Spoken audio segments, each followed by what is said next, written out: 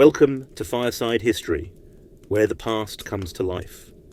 If you enjoy this retelling, don't forget to like, comment and subscribe to hear more. The Battle of Sekigahara, 1600. It began beneath a grey sky, heavy with the scent of wet earth and rotting leaves. On a mist-choked plain in central Japan, two vast armies stirred in silence, nearly 200,000 men poised to decide the fate of an empire. Their breath rose in ghostly clouds, mingling with the dawn fog. Horses stamped nervously. Muskets were checked, katana blades drawn an inch from their scabbards in solemn ritual. And somewhere in the distance, a war drum began to beat, slow, deep and steady. It was the 21st of October, 1600.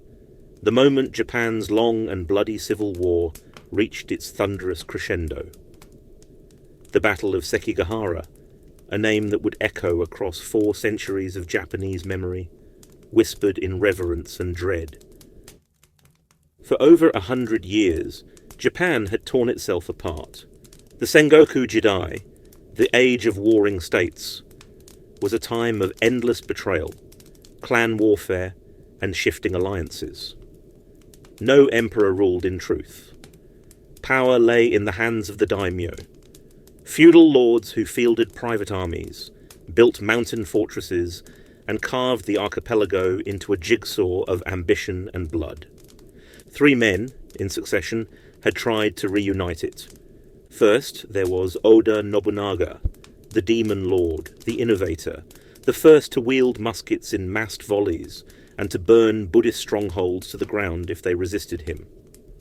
Then came his general, Toyotomi Hideyoshi, the peasant who rose to rule all Japan with iron diplomacy and ruthless cunning. Hideyoshi brought peace of a kind, but he died in 1598, leaving behind a 5-year-old son and a nation full of wolves. The third man, the one history would remember most of all, was Tokugawa Ieyasu. Ieyasu was not charismatic. He did not inspire like Nobunaga or dazzle like Hideyoshi, but he endured, he waited.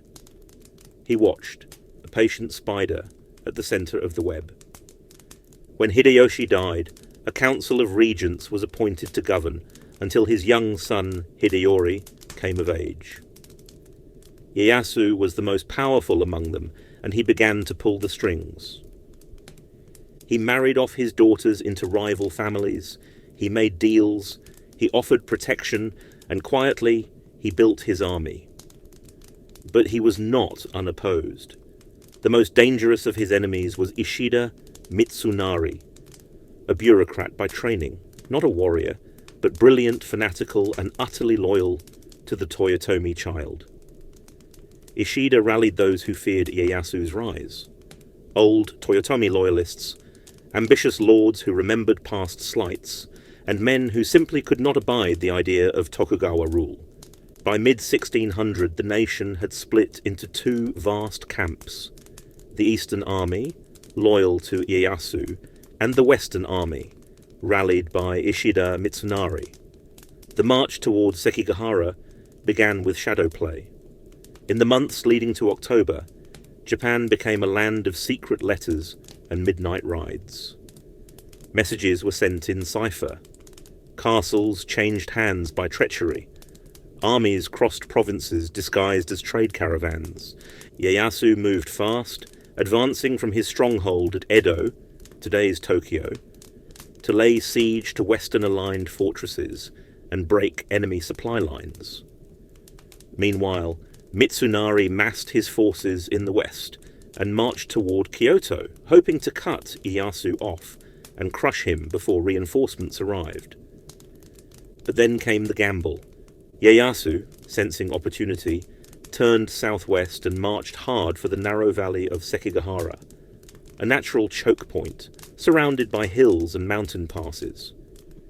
He was gambling that Mitsunari, eager to face him, would take the bait. He was right. In the cold hours before dawn, the 2 armies took their positions. Sekigahara was a shallow basin, flanked on all sides by rising terrain, ideal for ambush, deadly for retreat. The rice fields were slick with autumn rain, the soil turning to a treacherous paste underfoot. Ieyasu's eastern army had around 75,000 men, veterans mostly, drawn from eastern provinces. His right wing was commanded by the formidable Honda Tadakatsu, whose fearsome helm sprouted antlers like a stag demon. His left flank, the vanguard, and the reserves were led by loyal retainers and allies, men who had bet everything on Ieyasu's victory. The Western army, under Ishida Mitsunari, boasted perhaps 80,000, more in name than in unity. Some daimyo were reluctant, others resentful. Mitsunari's own command was less secure than it appeared. Crucially, he had positioned the Kobayakawa clan, with over 15,000 troops, on Mount Matsuo, a hill overlooking the battlefield. What Mitsunari did not know was that Kobayakawa Hideaki had already betrayed him. And now, at last, the curtain rises. As the morning fog thinned, war horns sounded from the eastern lines. The first volleys cracked across the valley. Not the twang of arrows, but the bark of Tanegashima muskets. Matchlocks, men imported by Portuguese traders half a century before, were now an essential part of Japanese warfare. Imagine the sound: a wall of grey smoke, the roar of black powder, sparks dancing from the barrels as lead balls whined across the fields. Soldiers crouched to reload, a slow, awkward process involving powder flasks and wicks, while ash rained down like volcanic dust. The Western army responded in kind. Columns of ashigaru, foot soldiers, advanced in tight formation, their spears levelled. Behind them came samurai on horseback, clad in lacquered armour, their helmets adorned with horns, crests, and monstrous visors designed to terrify. And in the heart of it all, the clash of men, steel against steel, the hiss of drawn blades, the scream of wounded horses, the stink of blood and powder and trampled grass. Rain began to fall again, light at first, then harder, turning the battlefield into a churning mire of broken bodies and shattered wood.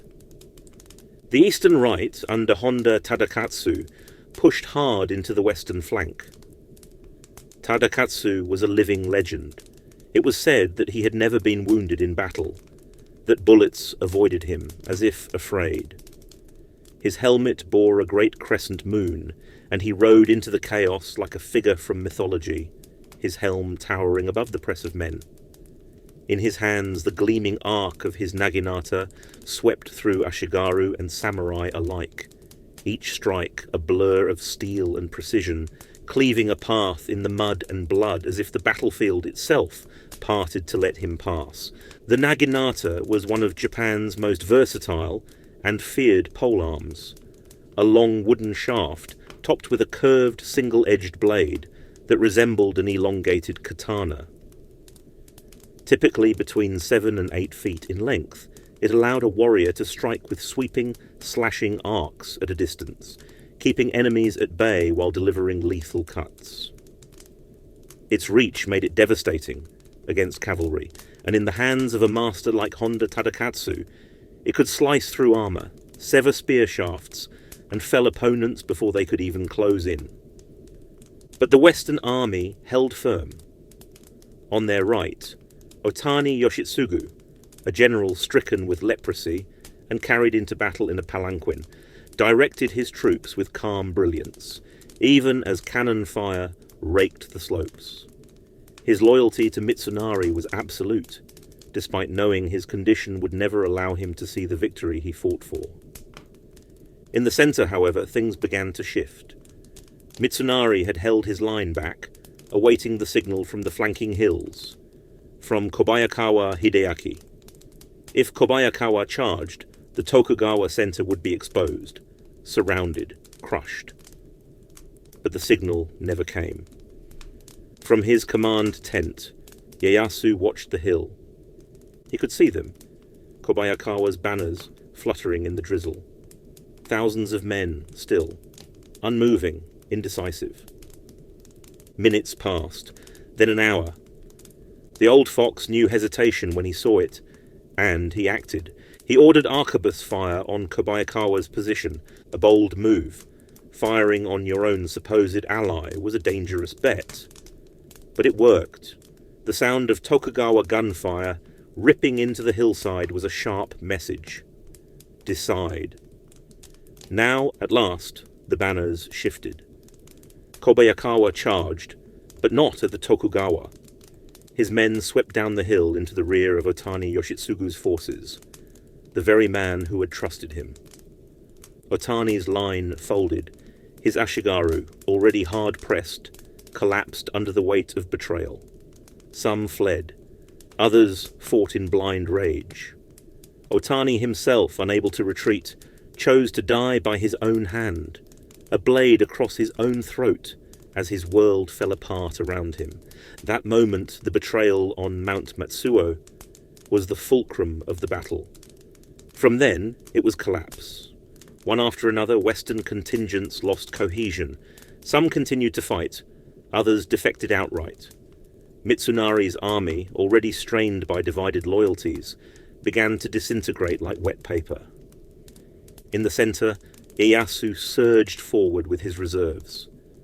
His men were tired, bloodied, soaked to the bone, but they saw the tide turning, and they pressed the advantage with all the fury of men who knew that history was being written beneath their feet.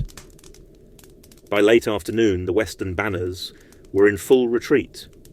The battlefield, once a theatre of symmetry and position, had become chaos, mud and gore and corpses under the rain.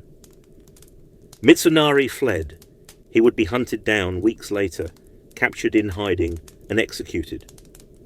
And so, the sun set over Sekigahara. Over 30,000 men were dead or wounded. The fields, once used for rice, were now graveyards.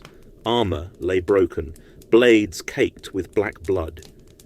The smell, iron and mud, and the sharp, acrid burn of powder would hang in the valley for days. But Tokugawa Ieyasu stood undefeated. He would not declare himself shogun just yet. That would come in 1603, when the emperor at last granted him the title. But the victory at Sekigahara had already given him what titles could not: dominance. More than military control, it gave him legitimacy. He rewarded those who had backed him. Lands were reassigned, clans reshuffled, and those who had opposed him were erased from power or from life. The Tokugawa Shogunate was born in that muddy field. It would last for more than 260 years. And yet, beneath that longevity, there was always the shadow of that day. Sekigahara became more than a battle. It became a parable of betrayal, of ambition, of the thin line between unity and chaos. It was Japan's Gettysburg, its Waterloo, its Rubicon. The smoke had barely cleared. Bodies lay where they'd fallen. Some curled, some sprawled as if still reaching for the enemy, or for a comrade, or for something they'd never name again. And in the heavy silence that followed the thunder, the crows came. Not in flocks, not yet. Just a few, cautious, clever, circling above the valley where tens of thousands had fought and bled. They'd seen this before, and they knew what always came next. But on the ridgelines and in the woods, other eyes were watching too. Not crows, but farmers, peasants, children. Their breath held, their cheeks pressed to bark and rock, unseen in the trees. They'd watched the battle from the fringes, seen the fire, heard the screams. They would be the first to walk the field after the armies moved on. And what they'd find would stay in memory for generations. Let's shift our gaze. Away from commanders and strategy, away from the banners and the betrayals. Just for a moment, because history, real history, doesn't happen only in tents and war councils. It lives in the hands and faces of the forgotten. The Ashigaru footman who bled out in the rain. The samurai who killed 10 men but wept for the last. The boy who'd carried powder flasks and now sat alone, dazed beside a pile of broken spears. Take, for instance, a man named Sakai Jiro. He was 21, a low-ranking retainer from Mikawa province. First time in real combat. He carried a Tanegashima musket nearly as tall as himself. Blackened oak, brass fittings, a slow match curled at his belt like a snake. That morning, he'd helped push a cart through ankle-deep mud to deliver shot and powder to the front line. By afternoon, he was firing into a crowd of men running the wrong way, their banners torn, their faces painted with terror, Western troops in collapse. He didn't know their names, didn't know if they were traitors or just routed, but he fired anyway. And when he missed, he fixed his bayonet. Later he would write to his brother, a rare surviving letter. The smoke covered everything. We couldn't see their faces, but we could hear them dying. On the western side, the rout had turned to madness. As Kobayakawa's betrayal unravelled the flank, panic spread like fire on dry grass. Some tried to hold formation, men like Shima Sakon, a brilliant field commander loyal to Mitsunari. He rode into the chaos, sabre raised, voice cutting through the din. Rallying, slashing, dying. Others turned on each other. Old feuds exploded in the mud. Accusations of treachery, orders ignored. One daimyo, seeing the banners of an ally retreating, screamed at his men to stand fast, only to be cut down by a spear from behind, his own guards already halfway gone. And Mitsunari himself, the architect of the Western cause, fled the field disguised as a monk. His command tent, abandoned, still held his ink brush and tactical map. The orders he'd written that morning, so confident, lay sodden on the ground.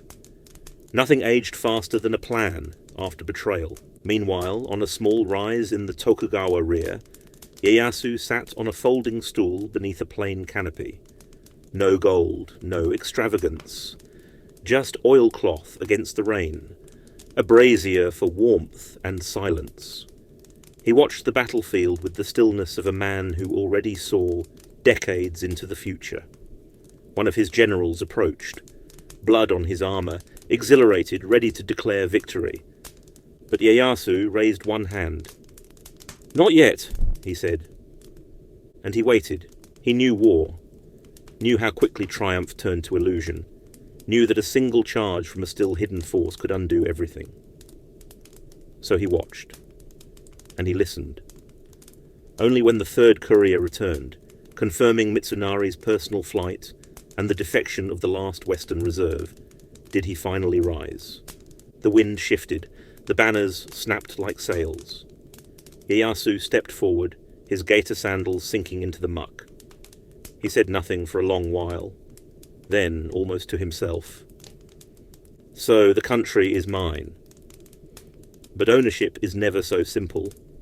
Even as the Eastern Army began clearing the field, Tokugawa retainers moved with calculated purpose. Every daimyo who had sided with Mitsunari would be assessed. Some were hunted, others imprisoned. The rest faced a simpler fate. Seppuku, for many, was not optional. Within weeks, hundreds of noble houses had been extinguished, their lands reassigned to Tokugawa allies. Entire families, from samurai to scullery boy, displaced or executed. This was how new regimes cemented power, not just through bloodshed, but by rewriting the ledger of land and legacy. Yet not all the wounds were political. Along the Nakasendo road, which curved east of the battlefield, a woman searched the dead. Her name is lost to us, but her record is not. A monk from Aiheiji wrote of her. She carried a straw satchel and wore a wet reed cloak, her hair bound with hemp cord. For 2 days she walked the field, lifting faces with a stick. She was looking for her son. He was 15, Ashigaru, barely trained, drafted from a village that owed rice tax to the Western coalition. No armour, no family but her. She found his body near the tree line, curled, not cut, trampled in retreat. She didn't scream, didn't cry, just sat with him as the wind rose. Then she lifted him onto her back, slowly like a sack of millet, and vanished down the road. No one stopped her, because everyone knew what it meant to be left behind. And yet, even as grief rippled across the countryside, Ieyasu moved swiftly to reshape the world. He summoned surviving daimyo to Edo. He staged public audiences, not in splendour, but with unmistakable dominance. He made them bow, he made them wait. Then quietly, he reorganised Japan. More than half of all provinces were redistributed. Those closest to Kyoto and Edo, the heart of imperial power, were handed to his most loyal clans. The Tozama lords, outsiders who had joined him late or reluctantly, were pushed to the periphery, far from the corridors of influence. Castles were ordered dismantled, roadways monitored, peasant uprisings stamped out before they could begin. But Ieyasu was careful. He didn't outlaw the emperor. He didn't abolish the Toyotomi name. Instead, he let it live, as a symbol, as a hostage to time. Hideyori, the child of Toyotomi Hideyoshi, was still alive, still technically heir. But Ieyasu's sword now hovered quietly above his neck. Meanwhile, in Kyoto, the court poets whispered about the battle. One wrote of Sekigahara as the day the mirror cracked. It was a metaphor with deep meaning. In Shinto thought, the mirror is one of Japan's sacred imperial treasures, a symbol of clarity, truth, and divine rule. To say the mirror cracked was to say the old ways were broken, that what had once reflected heaven now reflected men, men like Ieyasu. Pragmatic, ruthless, patient. He had waited decades for this, and now he ruled a land barely stitched together by fear and reward. But beneath that stitched skin, old loyalties festered. Not all who had fought for the West accepted their loss. In the quiet corners of the country, resistance still smouldered. Samurai without masters. Families denied restitution. Men who had lost everything but their blade. The age of peace Ieyasu sought to build would rest on a mountain of silence. And in Osaka Castle, still flying the Toyotomi crest, a young man was coming of age. Hideyori, the boy emperor in waiting, the ember in the ash. Autumn turned to winter, snow fell across the mountains of central Japan, softening the valleys where so many had died. The battlefield at Sekigahara, once churned into a pit of mud and blood, now lay quiet, a scar beneath a blanket of frost. And yet, across the land, the echoes of that day still rang like temple bells, not just in the cries of the widowed or the silence of the vanquished, but in the way men spoke, in how they bowed, in the direction they sent their messengers. Everything had changed, and everyone knew it. Tokugawa Ieyasu returned to Edo as the architect of a new Japan. Not a conqueror, not exactly. There were no burning capitals, no decapitated emperors. Instead, his triumph was absorbed, formalized. A victory draped in ceremony and sealed with political brilliance. In 1603, the emperor, powerless, symbolic, formally bestowed upon him the title of Sei Taishogun, Supreme Commander, the Shogun. It was the office that mattered, not the man, but for the first time in decades the man behind the office had the strength to enforce it. Ieyasu, now 60, was no young warlord hungry for blood. He was something rarer, a victor who could afford to be patient. He understood that true power wasn't in battles won, but in systems built. And so the Tokugawa Bakufu, the Tokugawa military government, began to take shape. Castles were limited by law. Only one per domain, permission required for repairs, stone walls and moats no longer symbols of pride, now instruments of surveillance. All daimyo were placed under the Sankin Kotai system, a policy of alternate attendance. Every lord had to maintain a residence in Edo and leave their families there as hostages of loyalty when returning to their own lands. It was control through protocol, obedience disguised as honour. Roads were fortified, movement tracked, even the wearing of swords, once the proud mark of the samurai, became a coded signal of class, permission and hierarchy. But the greatest threat to Ieyasu's new order still lived. Osaka Castle. Perched like a jewel in the west, Osaka Castle was more than a fortress.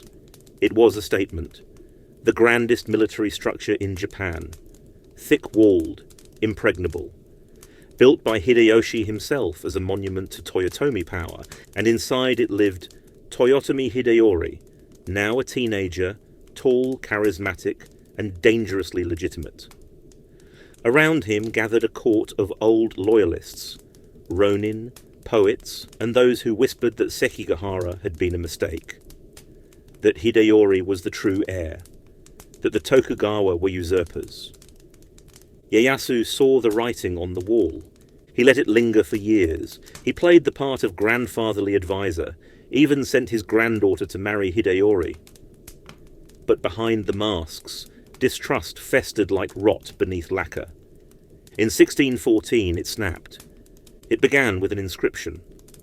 A monk had carved a bell for a new temple, nothing unusual. But the phrase etched into the bronze spoke of a nation in which all bow before the great. Perfectly innocent unless you were Tokugawa Ieyasu. He claimed it was a veiled insult, a coded call for rebellion. It was, of course, a pretext. He gathered his allies, raised a force of over 200,000 men, and marched on Osaka. The siege began that winter. The castle's defenders, despite inferior numbers, fought like demons. Ronin, who had nothing to lose, hurled themselves from the walls in counterattacks. Old samurai lit pitch torches and rode into the night, seeking glorious death in hopeless skirmishes. Cannons roared. Arrows blackened the sky. Fire consumed the outer works. In the spring of 1615, after a second siege, Osaka Castle fell, and Hideyori was gone. Some say he committed seppuku beside his mother in the final tower. Others whisper that he tried to escape, only to be betrayed and cut down in the woods beyond. No grave was ever confirmed, no remains ever verified. But one thing is certain: when the Tokugawa troops raised their banners over the smouldering keep, the age of war ended. Truly, finally, ended. And what followed was silence. For the first time in centuries, Japan knew peace. Not the peace of justice, not always the peace of freedom, but peace all the same. Under the Tokugawa, the country closed its doors to the world, a policy called sakoku, or closed country. Foreigners were expelled. Christianity was outlawed. Trade limited to tightly controlled ports. What emerged was a society of ritual, order, and layers. The samurai became bureaucrats. Farmers were frozen in their class. Merchants, though wealthy, were denied respect, and all served a system that discouraged ambition, worshipped stability, and feared change. But it worked. Japan did not see another major battlefield for over 200 years. No civil war, no foreign invasions, no great upheaval. From Sekigahara in 1600 to the arrival of American black ships in 1853, the country remained under one rule, one vision, one name. Tokugawa. But peace, like power, is never perfect. In the quiet margins, there were those who mourned what had been lost. The wandering swordsman, with no master. The poet whose words were now watched. The woman who still remembered the smell of her son's hair before he marched to Sekigahara and never returned. Even the castle stones seem to remember, each one placed by hands now long gone, each one soaked in stories. And in shrines across the country, the names of the dead were still spoken. Honda Tadakatsu, the iron samurai who never took a wound. Otani Yoshitsugu, the leper general who held the line until betrayed. Ishida Mitsunari, brilliant but doomed. And Ieyasu, who outlived them all. In the end, Tokugawa Ieyasu died not by blade, but by age. He passed in 1616 at 73, a full life, a long rule, and a tomb guarded not by soldiers, but by cedar trees and fox spirits. He was deified after death, made into a god of war and protection. His shrine at Nikko still stands, carved in gold and silence. He left behind a dynasty. 15 Tokugawa shoguns would follow him, but none would need to fight another Sekigahara, because the lesson had already been written. In blood of victory is not enough. You must build something no one can tear down. And so he did. Thank you for listening to Fireside History. If this story moved you, please like, comment and subscribe.